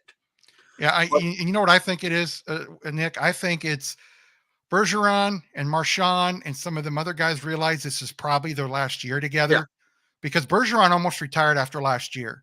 And we see him retire at the end of this year. Yeah, he will. Yep. And Marchand wasn't supposed to be back until January. Yeah. Yeah. And oddly enough, the jersey the Bruins wore today were based off the jersey Bergeron scored his career first goal. Yeah. The frickin' Pooh Bear jersey. That's been a long time ago. Yeah. Let's go over stats real quick. Let me pull up the stats. Okay, the Blues ended up with a total of God, my eyes are killing me here, guys. 26 shots, I think that's right. They had 13 that were blocked. They missed the net 9 times. My math is really bad. That should be 48 attempts. 48, yep. 48 attempts. They had 33 hits. Too much hitting. Not enough playing the puck. Not enough keeping the puck. 11 giveaways. 6 takeaways. They're not playing the puck. 6 giveaways. 6 takeaways. You have to have more takeaways than that. 19 block shots. Great. You did a great job there. You lost the faceoff battle 22-31 for 42% to 58%. Boston ended up with 37 shots, 19 that were blocked, 10 that missed the net. That is almost 60 attempts, if not more than that. Let's see, 47, 57, 65 attempts. They had 21 hits. They also had 11 giveaways and 6 takeaways. So there you go. And they blocked 13 shots. The Blues didn't play a bad game. It's just you can't go 0 for 2 on the power play or on the penalty kill and 0 for 3 on the power play. Mm-hmm. Right? You really can't. And you can't take bad penalties. And ORR took a bad penalty. Right? No, it was not a good penalty to take. It was a bad penalty all around. I don't know what to fix this team. And tomorrow night, it's just going to be another tough test. God. And tough test. Yeah, they've got a coach that's got his team playing better than I think most people thought Philadelphia would be playing at this time. And the Blues historically don't play well, but for their backup goaltender, and Greiss is starting tomorrow. So I'm really worried we're going to have 8 losses, and I'm happy that they played better, but it wasn't good enough throughout the game. But Greiss hasn't played bad. Greiss hasn't played bad. No, right? He hasn't. And I don't think Philly has the offense. If Greiss plays good, the Blues can beat them. But I'm not sure. I haven't looked at Philly's game, so I don't know. But I don't think Philly's really an offensive team. They're more of a defensive team, right? They're pretty split down the middle. They're 50-50. Okay.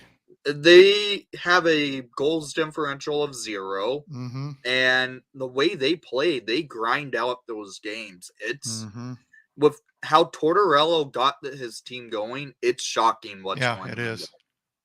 To me, Nick, they've got to be the biggest surprise of the season so far. I know a lot of people like you and I say. No, Boston I think the Blues are the biggest surprise of the season. Well, I'm talking so about in a positive fashion. Okay. I would say the Hawks and the Hawks and Flyers are Philly. two surprising teams. The Hawks. Hey, now I wish somebody I knew would have went and put like $50 down on the Hawks winning the Stanley Cup. I mean, well, now we know who's sucking hard for Bedard. It's like I said a couple of games ago. Wouldn't that be poetic justice? Poor Nick. He wants Bedard, and the Blues play bad, and the Blues end up getting him.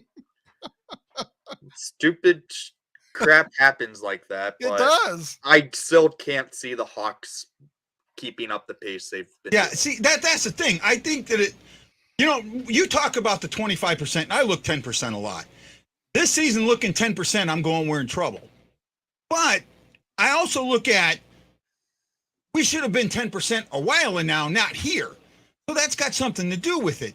I mean, a lot of teams are closing in on the 20% mark, right? So right now, I want to see where this team is at the end of the month. That's what's going to tell you where this team's going to be. At the end of November, beginning of December, this team has to be in the playoff hunt. If they are not, then I do not think that they'll have a chance of coming back. But if they can get themselves back in the playoff hunt, then they have a chance. The thing that's got to change, I'm sorry, I would bench O'Reilly tomorrow. I would make him a healthy scratch. I absolutely would. You know what? Sometimes a coach has got to, I'm sorry. I know what the guy's making. I know who he is. Send a message. It ain't going to happen. Not with Send a message. Berube loves O'Reilly too much, and it ain't going to happen. He needs to send a message. Yeah, I'm not saying it's going to happen. I'm saying it needs to happen. You know what concerns me is Bennington has played great, and he is if you look at the stats, it looks terrible. What worries me is he's going to still be playing well 15, 20 games in the season, and the Blues are still going to be losing. That's what really worries me. Oh yeah, no, you're right. I don't think I can't even put one goal on Benning tonight. Maybe I put one on the him. Fredrickson one. I put one Which on one? him tonight. Yeah, Which one? The Fredrickson? Yep. That was screened. He was doing a pretty good screen on that. Yeah, but if you want to put one on him, that would be the one that you would do. Yeah, right. You're right. Okay, that's the one that I might put on him. So you look at now, they've given up 34 goals or 33 goals in 7 games. In 7 games, and maybe a total of 4. Yeah, 3 to 4 are on Bennington. So they're averaging about 4.6 to 4.7 goals a game given up, and you can't win like that. No, you can't. Right? And then what are they scoring? They haven't scored more than 3 goals. No, they've had one where they scored 4 against Montreal. Yep. But other than that, they just haven't done anything. Right? They need. Apparently, the days off aren't helping them because they're not getting together. They're not doing the things they're doing. Do they need to come to Jesus meeting? Do they need to come to the devil meeting? I don't know what the F they need, but they need something because this team is too damn good to be this damn bad. Here's a question. How soon is it till we start hearing Berube's on the hot seat? I think it's now. I think with fans, it's going to happen soon, if not already happened. I think with Armstrong, I don't see him even thinking twice about getting rid of him until January. I really don't. I think Armstrong's comments might have been directed to me. Do you know what Armstrong's comments were to me? That was the dreaded vote of confidence. It sounded like he gave Berube the vote of confidence. And usually when a coach gets the quote-unquote vote of confidence, the firing's not far behind. Yeah, but you remember something? When Mike Yeo was made coach, he had about 2 or 3 weeks before that, Armstrong said, Hitchcock's still our coach. He's doing a good job. We're going to get out of this. Yeah. And it changed. He gave him quickly. the vote of confidence. Yeah, it changed quickly. And, I what gets me is this, and there's been a lot of different players throughout the years. They quit on Davis Payne. They quit on Hitchcock. They quit on Mike Yeo. And are they quitting now on Berube? I mean, that's not like St. Louis teams. We normally don't have teams that quit. We normally have teams that fight hard. But these last several coaches, they've basically quit on them. Well, because we've had the same damn coach. You've had the same damn coach. Well, if you remember correctly, Berube, they're the same fucking coach. Yeah, if you remember correctly, Guy, when they let Berube and they signed him after the Cup year, I said, be careful what you wish for and what you want, because look at his tenure in Philadelphia. He stepped in and did great 1 year in Philadelphia. And after that, for 2 more years, he was head coach there. They were terrible. 2.5. Yeah, 2.5. They were terrible. The players didn't like him. And if you go back and watch some of those games, that Flyers team looks just like this Blues team today. Yeah. No, I agree with this. Right? I agree with this. I honestly do. But who's out there? The problem is the one offensive coach that's out there, you can't get. There's one offensive coach that's available that you can't get. I'm surprised nobody's come up with his name yet. I already said it. It's not Barry Trotz. No. I said Q. Yeah, that's it. Q.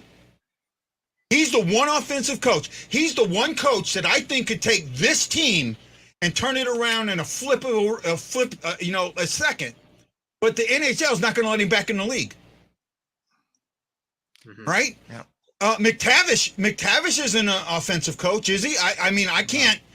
I'm thinking. I can't think. I don't have. Remember, you guys got to remember. I have a huge hole in my hockey knowledge, right? And it goes from 1987 to about 2008 because of my military service. A little bit of time in there I had some. So I don't remember a lot of these guys. I was sitting on a freaking big gray ship in the middle of the ocean. So you got to forgive me. But, when I hear these guys, I can think about what I know about them. And when I think of McTavish, I don't think of a guy that says put the puck in the net. It's a guy that says keep the puck out of the net. Well, we're not putting the puck in the net. That's a bigger problem right now than keeping the puck out of the net. Well, here's what worries me, and I hope this doesn't happen. I hope that we see more of the Blues from the second period. Here is what worries me that I predicted and Guy somewhat predicted a year or two ago. If they get rid of Berube, do you know who's going to step in and be interim head coach? It's going to be Ken Hitchcock again because he's already there. Yes, it will be. They're not going to go out and get a coach mid-season. They'll put Hitchcock in for the rest of the season. Did he stay with the team this year? I don't think he stayed with the team this year. He's still with them. Yeah, he is. Then all he is a coaching consultant. Yeah, but don't matter. Armstrong has it hard for Hitchcock. I think it would be. I honestly think it would be McTavish. I think McTavish would step in. It will not be McTavish. I will tell you this: coaching consultant like Ken Hitchcock has a lot that reminds me of when the Hawks fired Joel Quenneville. They hired what's his face? They had Scotty Bowman already. They also had one other person, I'm blanking on his name, and they made the decision to fire Coach Q and bring in a clown and Jeremy Colleton. Mm-hmm. I could honestly agree with that we could see Hitchcock get returned behind the bench if that's the case. But what does that do? That's another defensive-minded coach. It doesn't matter. That's not the way that Armstrong thinks. He's got his buddy there. He's got his big buddy there who he just gushes over and cried when they had to let him go. You remember Armstrong crying when they had to let Hitchcock go? I'm telling you, if they bring a coach in and fire Berube, it may be temporary, but I could honestly see Armstrong bringing him in and let him ride the rest of the year out.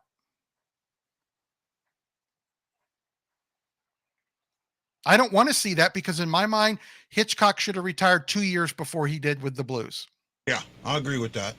When they hired Joe as the coach in waiting, I mean, I like was a meeting mess. Coach O, and I was really excited when I met him, but I never liked that coaching waiting thing. I hated it. Yeah. I hated it because I knew that Hitch was going to get fired during the year because the guys don't. By the middle of the year, the guys don't know who to play for. I will tell you one thing. Right now. Parise and Suter were issues in Minnesota, but I'll tell you one thing. I've talked to both of them. They don't mince words about their disliking of Mike Yeo. They hated Mike Yeo. Whose seat's hotter, would you say? Mhm. Berube or Sheldon Keefe? Well, because of the Toronto media, Sheldon Keefe. Keefe, yeah. Because of the pressure up there. Yeah. Sheldon Keefe's seat is but much like harder. you and like us three all talked about, if you're going to fire Keith, fire Brendan Shanahan. I'm sorry, he needs to go too. Yeah. Hey, you know what? I want to get into this a little bit now that Wendy's here and we don't have something else to talk about because this was, again, 16 D-zone turnovers to 7. That's it right there. That was a huge issue last year. I want to talk about this Mitchell thing, right? Because I'm being 100% honest. I don't 100% understand everything, right? Okay. And I want to know more about it. I originally thought this was a Hockey Canada thing, that it was a sexual assault or something along that, right? I thought it had something to do with that. I don't want those comments put up, guys. But I know now it's a little different. So, Wendy, can you give us an update? Kind of give us an idea of what's going on with this. Well, let's go from the beginning of the Mitchell story. Mitchell Miller was drafted in the 4th round by the Arizona Coyotes 2-3 years ago now. I thought it was 5 or 6 years ago. No, it was more recently. Okay. It was the first pandemic draft. Because they were talking about how this incident happened when he was 14 and now he's 20. It was during the first pandemic draft. The almost every team had Mitchell Miller on their do not draft list. Mm-hmm. He was a 1st round caliber player. With all the teams putting him on his do not draft list, the Coyotes at the time did not have a draft pick going into the 4th round. They lost their draft picks due to Armstrong. I'm sorry? Bill Armstrong, The GM. The GM. Well, yeah, the Coyotes lost all their draft picks because of the scandal they had for their scouting development, where they were bringing in players to develop them before they were draft eligible. So the Coyotes taking the shot, seeing a 1st round, getting an opportunity to draft a 1st round pick in the 4th round, they took him.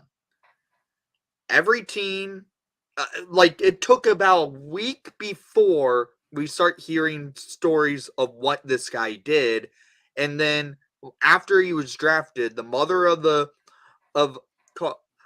person that Mitchell Miller was bullying when he was 14, she came out saying this guy has never apologized for being a racist and blatantly bullying her son for.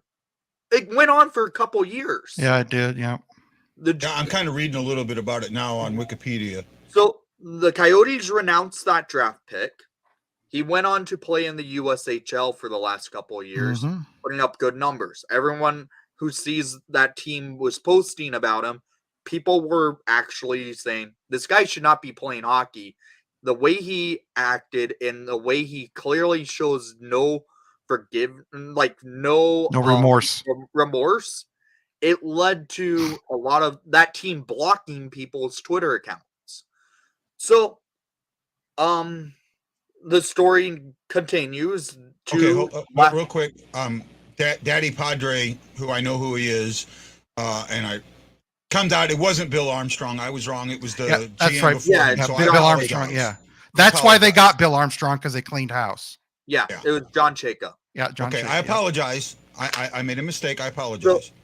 The Coyotes. Where was I? No, within the last week, the announcement of the Boston Bruins has signed Mitchell Miller to a contract of I believe it was 1 year, right? An AHL contract, 1 year. Yep. Yeah, AHL contract for 1 year. Everyone on Twitter and the media went on and blasts calling this the Bruins has lost a ton of respect and a ton of credibility for signing this guy. Well, And can I say something real quick? go ahead. They not only signed him, and whether you believe it or not, I haven't found out which teams because it's harder than hell for me to find out. There were 5 or 6 other teams that wanted to sign him to an AHL contract. So Yeah. it's a sad state, but yeah, go ahead, Nick. Well, go ahead. Finish, Wendy. No, go ahead.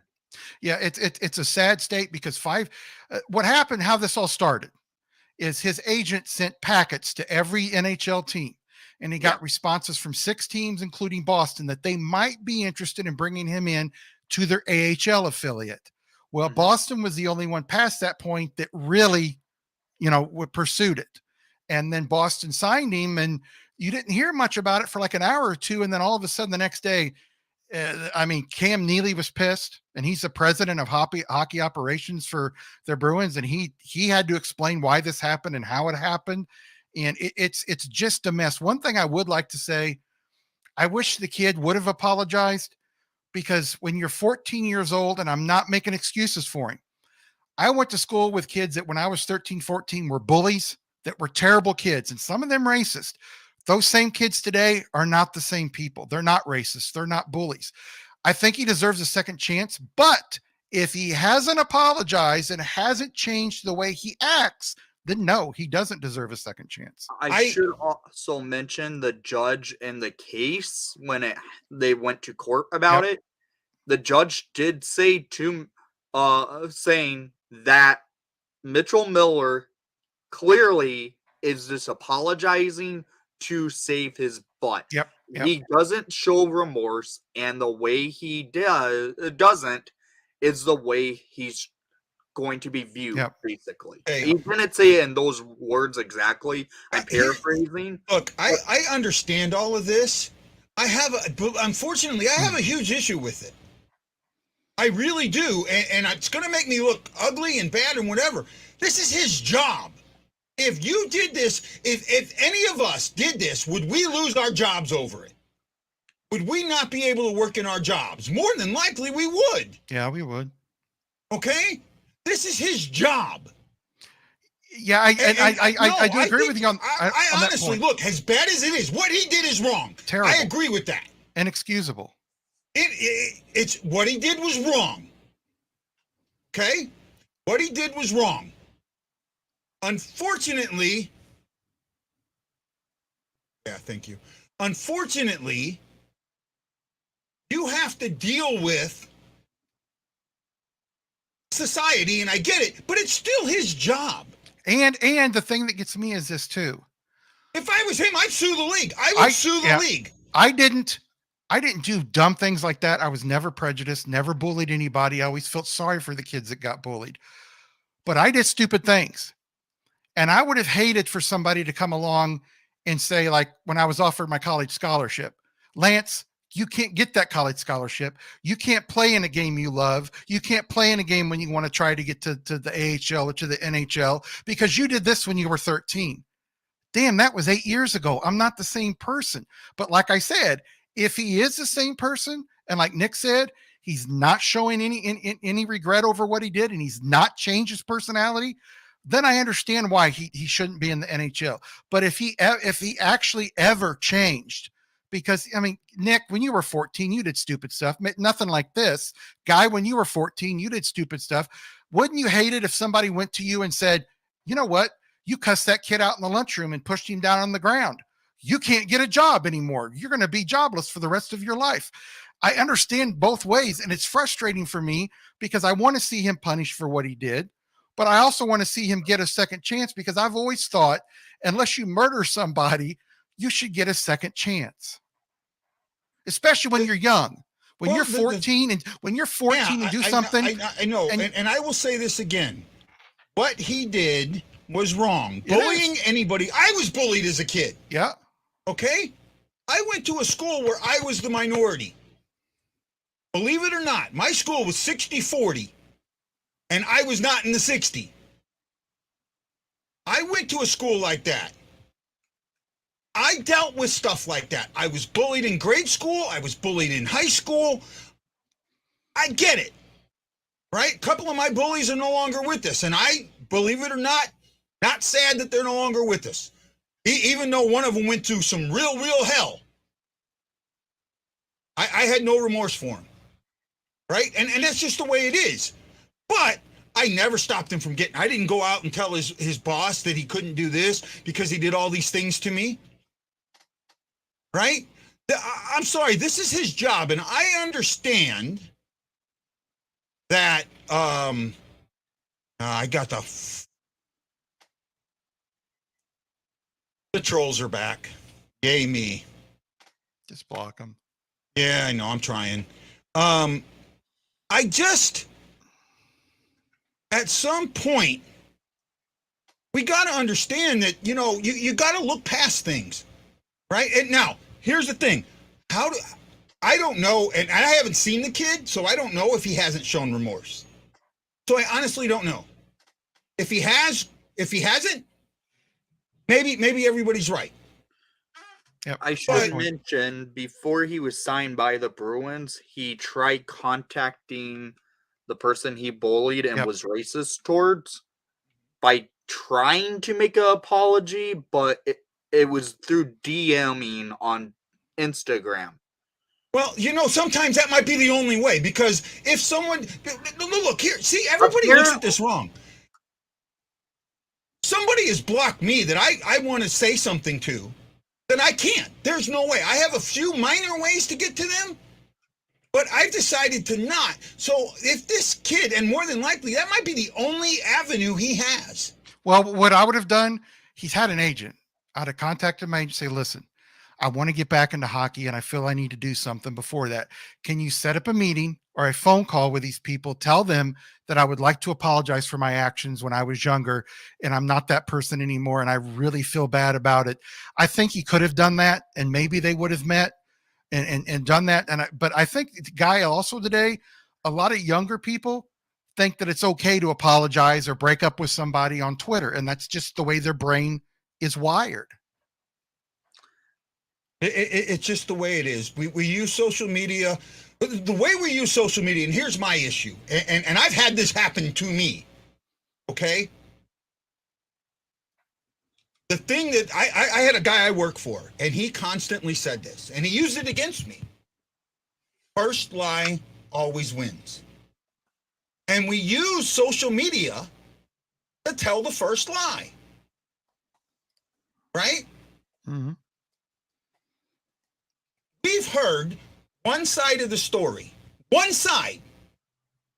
We haven't figuratively, I don't know that we've heard his side. And when you hear one side, it concerns me. Because you make a judgment that may or may not be right. I'll let you finish, Wendy, since you need to go real soon. I'm not going to stay much longer anyways. The thing with this, I think the factor is, since the Bruins didn't contact the family before, the vetting process clearly failed on the Bruins on the signing. It should honestly be laid on Don Sweeney and Cam Neely. Yep. President of Hockey Operations and Cam Neely, the GM and Don Sweeney. Mm-hmm. They are the two people who pretty much are the ones that create the contracts. Yeah. Mm-hmm. The press conference that Sweeney had immediately after signing, it was a complete shit show. I have to say that. It was. How it was all set up, how he was clearly already showing regret even signing him. You could tell there was a complete and utter factor that he didn't. I think he wanted to sign him clearly, but didn't expect the bad PR this team was Mhm. going to get as soon as the signing happened. Then today, with the interview, with the press conference with Cam Neely, Mhm.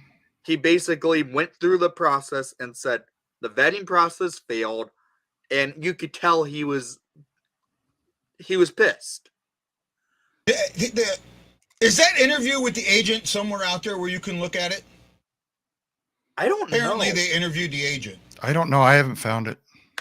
I thought I saw something from an agent, but I Yeah. wasn't 100% sure if that was the right person. Hey, my thing is, I want to be really careful because I know I could really fuck myself over.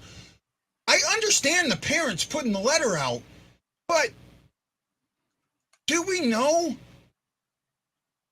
everything about? I mean, how much? It's one side. Maybe there's things in there we don't know. And here's another thing. Maybe somebody ought to ask the parents, if your child did something bad like this when they were 13 or 14, would you want them to not be able to work at their trade for the rest of their life?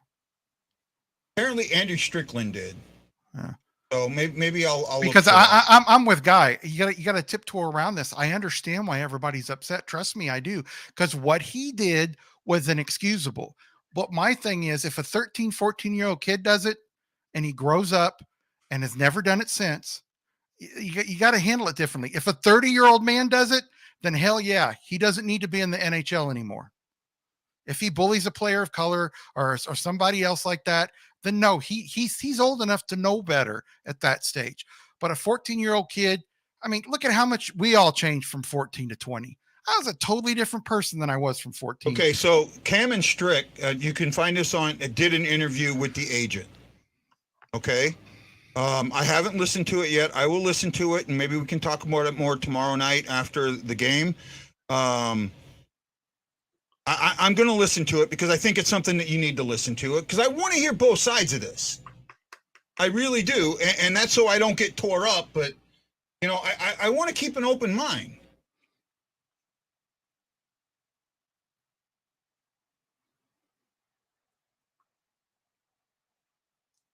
You know, and that, you know, Daddy, you make an important thing, and that's something that I want to look at. Right, I want to listen to the interview. Right, and we'll go from there. It's about 9:15, almost 9:15 in St. Louis. Is that right? 9/11. Yeah, 9/11, something like that. So we'll call the show here. It was a good show. Oh yeah, Josh, you're absolutely right. We'll call it a good show. We got tomorrow night the Blues, same time. We'll be here at 5:30 Central Standard Time to do a good show.